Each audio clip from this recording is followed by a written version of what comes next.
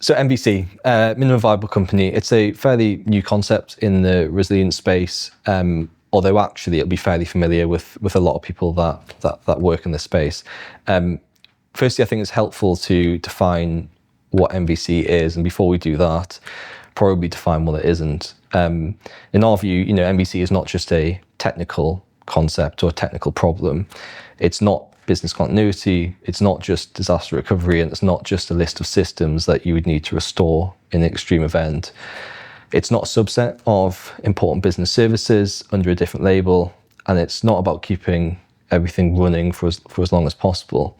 When we sort of frame it this way, it helps strip out the assumptions that survival equates to recovery or sort of endurance of a certain activity. What at least our view of what MVC actually is, if we think about it as the smallest coherent version of the organisation that can still be recognised as itself during extreme duress, the smallest coherent version that can be recognised by regulators, customers, members, employees, senior leaders. It ultimately defines the minimum shape that the organisation must sustain to remain credible, viable when everything else is under extreme pressure. And this is where we think this is a leadership problem. It's around judgment, trade-offs, identity, legitimacy, not just a technical solution. So why does this matter? Survival is about trade-offs. And during the most extreme scenarios, and we've all seen them, they've been in the news, there are trade-offs that leadership needs to make. Let's think about an organisation under severe and prolonged disruption, whether that's a catastrophic cyber event or a really severe technology outage. Leaders are not choosing between good and bad options. They're choosing against competing harms, between certain service lines, activities, important business services that may or may not deliberately need to be constrained to preserve, governance, the license to operate, or financial viability.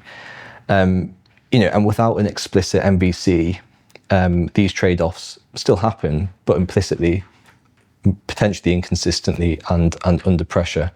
MVC makes those sort of survival decisions, choices, conscious, deliberate, and predetermined. So I suppose, why is MVC not just resilience repackaged? And if we think about operational resilience, right, everyone's very familiar with that. That focuses primarily on protecting important business services and critical customer outcomes.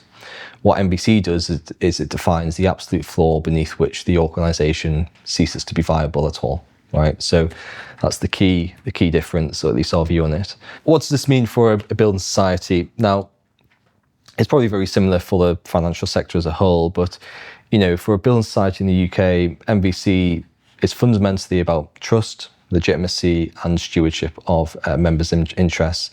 If we think of it like this, it focuses clarity on the minimum member promises that must endure if service levels degrade, the governance and decision authority that can't be compromised, the non-negotiable regulatory obligations and minimum financial viability.